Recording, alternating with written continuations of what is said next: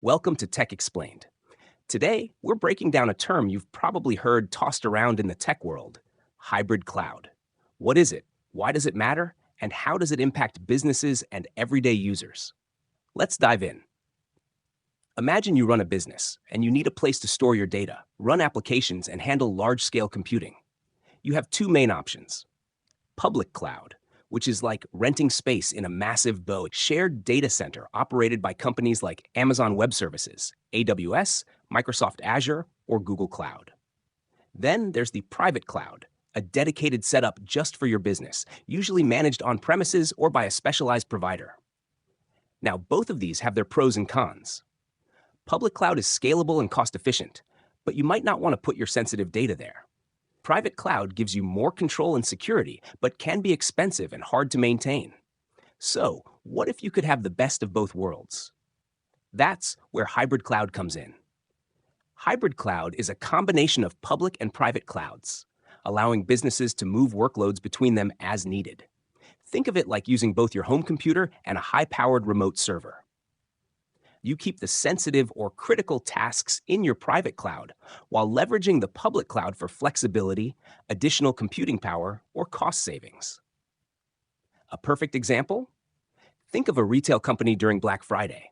Most of the year, their own data centers, private cloud, handle customer orders just fine.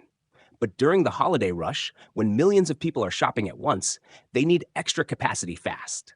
Instead of spending millions to build more private infrastructure that will sit idle most of the year, they burst into the public cloud temporarily to handle the extra demand. But hybrid cloud isn't just about storage and computing. It's also about integration. Businesses need to ensure that their private and public cloud environments work seamlessly together.